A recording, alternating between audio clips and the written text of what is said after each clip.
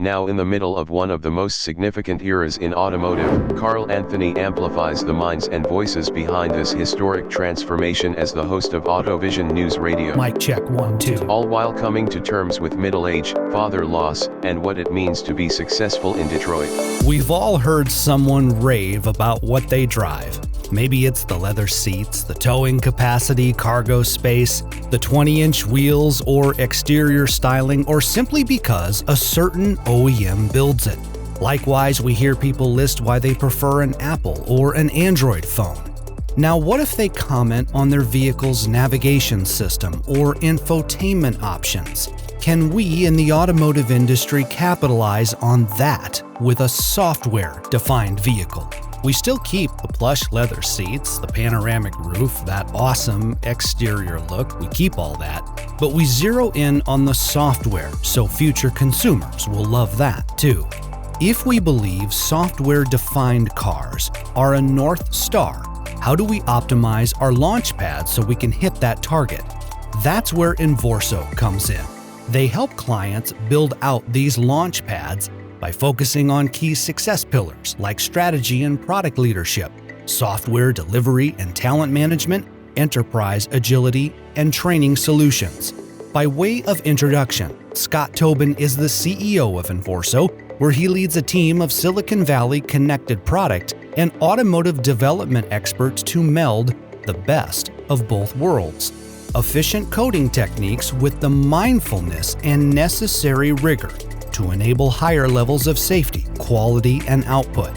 While there is a natural association between SDVs and EVs, Scott encourages us to consider that traditional gasoline powertrains and hybrids are equally valid options under the umbrella of software-defined vehicles. Before Envorso, he spent nearly 30 years at Ford Motor Company, including 6 as the Director of Product Development for the Lincoln brand from 2012 until 2018. Scott's time at Lincoln culminated with the 2018 Navigator, which was named North American Truck of the Year during the 2018 North American International Auto Show. It was the first time in Lincoln's history that one of its vehicles secured North American Car, Truck, or Utility of the Year honors. Automotive is a rewarding career because along the way you get to meet interesting people like Scott. I have a great deal of respect for him and his laser focus on making our industry better through software innovation. Moving at the speed of mobility, this is AutoVision News Radio with Carl Anthony in Detroit, Michigan. I'm happy to say I had just a fantastic 30-year career. And of course, being the director of Lincoln was the last assignment I held. In fact, I was walking in here to Huntington Place and saw the plaque of the Navigator's Truck of the Year Award, which has brought back some memories. I've had the privilege to work all over the world, Asia, Europe, North America, working with many of the brands, Volvo, Mazda, Jaguar, Land Rover. I worked at Mazda for a while in Japan, and I also worked on many of the partnerships that those set of brands were involved in. Peugeot Diesel, sharing obviously across the brands and the C1 platform with Volvo and Mazda, transmission with General Motors. And so a lot of exposure to the industry in all 3 major regions. And it was a ton of fun.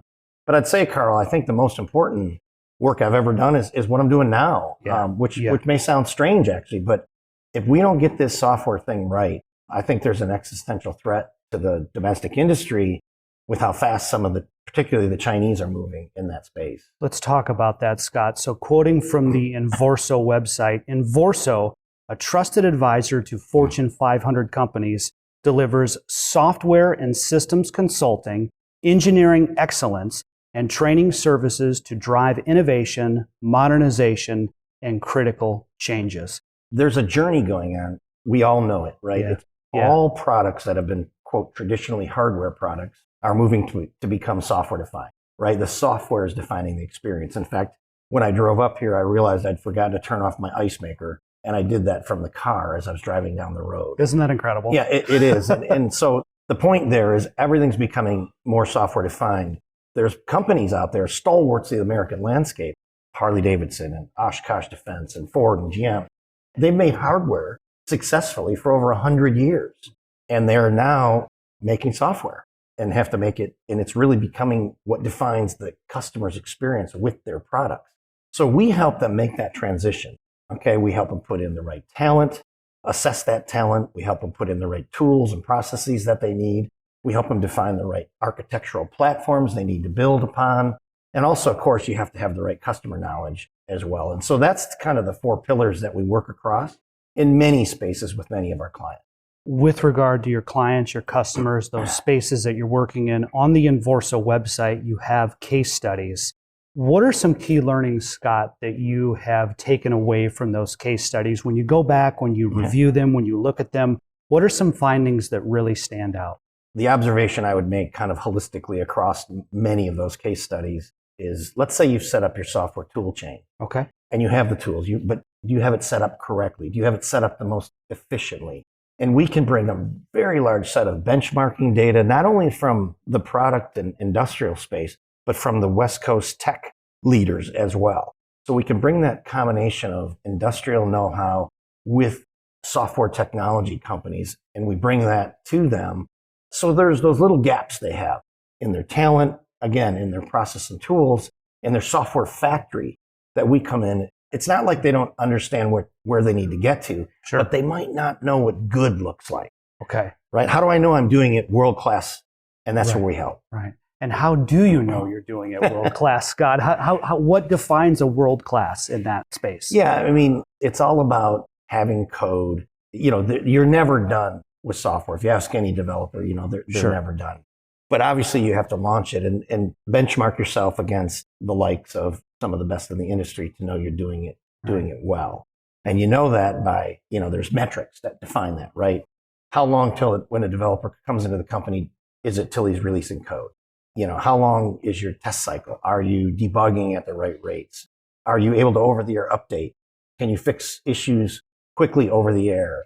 Those are all kinds of KPIs, we call them key process indicators, within your software factory that we would come and measure you against and say, now you're world class. Right, right. I do believe that people in this industry see you as an expert in SDVs and software-defined vehicles, and I truly mean that. What are the challenges right now? Is this a technical thing? Is this an organizational thing? Is it a little bit of both? What does the landscape look like? That's a great question. Obviously, the answer is it's some of both. And obviously, there's a lot of technology that goes into it. But, you know, Tesla's basically doing an SDV. So the technology is known. I think it's around the organization. I mean, let's take the example of why actually some of the startups have been successful. Tesla, I think, is the benchmark. But even the likes of Rivian, of Lucid, and some others have done a pretty good job. And one of the reasons they can do that is they're very focused. They actually have teams of 3, 4, 500, not 3, 4, 5,000. Okay. Like some of the traditional OEMs. Sure. They have no legacy products to worry about. There's no units in operation. They have no technical debt. And what I mean by technical debt is they don't have huge software systems that are already in place. They've got a clean sheet of paper. They've got a very simplified mission, very clear mission. And if they have a good leader, and some of them have, they're able to pull this off with pretty significant success. The VW Rivian kind of tie-up shows you that, you know, some of these very powerful OEMs can't manage to do what some of these startups can do. Now, can it be done? Absolutely, it can be done with the traditional OEMs, but it's an enormous task, and there's many elements they have to put in place to make it happen. Historically, we know that automakers have created proprietary technology, but there's another side to this coin. I actually have a pretty strong perspective on it, but we're a long way from it. Yeah. I talked earlier about the existential threat that we have. Yes. There's also a talent shortage, and there's also a lot of software recalls going on. So there's quality issues, there's talent shortfalls, and there's threats from competition. So what does that say to me? It says really we should look at, as an industry, standardizing some of the non-customer differentiating software and hardware. Okay. And I think it's really important because the first pushback is, well, you don't know our brand and we have to do this for our customer. And those are good concerns and they should do those things. But there's elements below the abstracted layer in a software-defined vehicle that deliver services and capabilities to the product that are pretty standard. But they take a lot of resources to build. And of course, they're expensive. So think about it. If you could get a collaboration and standardize things like the operating system, the communication protocols, the diagnostics, things that go on that customers are more or less unaware of. If those could be done on a zonal type architecture that multiple OEMs could use, all those resources, one, the cost would be lower, the quality would be better, and the resource demands would be less. We were laughing the other day, my colleague and I, when we were in the industry, there was 2 large OEMs that were trying to collaborate on a high mount stop lamp and could not agree the specifications of a high mount stop lamp. So if you can't agree the specifications on a high mount stop lamp, right. A software defined vehicle is going to be really, really tough. But there are examples in the industry. I know of one where in the cloud data, they've collaborated and been able to transfer data from the cloud to each company's server. So I think that is a huge opportunity. And I think we need to talk more about that, Carl. So I'm glad you're asking that. I think the industry needs to talk about that. When it comes to talent, I know you mentioned it just a couple minutes ago, but we have also talked before in the past about the need to have talented people within the automotive ecosystem.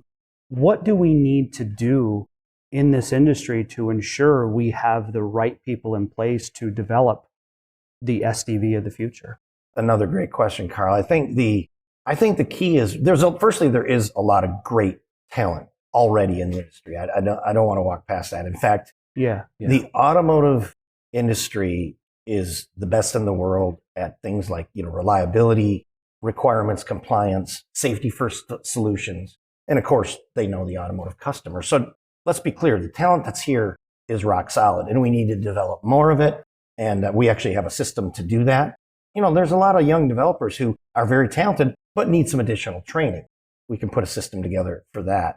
But if you can take that core automotive skill and then bring in some of the tech industry skills, now what do they bring? They bring the ability to rapidly digitally innovate on large scale platforms that are powerful and properly abstracted. And also they have products that are living and updatable, right? The phone I'm sure you're carrying, whether it be an Android or an Apple or something else, is updatable and a pure example of that. In fact, I would even bridge to say kind of what I was talking about on the base architecture and some of that commoditization is kind of what the Android has done in infotainment. It's a similar concept. So there is some precedent for it. But no, the talent's key. And, you also got to get into things like providing the right work environment, flexibility, work flexibility. All those things are what young, talented people are now looking for. Scott, what is the legacy that you hope to leave when you retire? Wow. Wow, that's not one I've gotten before, Carl. Well, thank you. But I appreciate the question.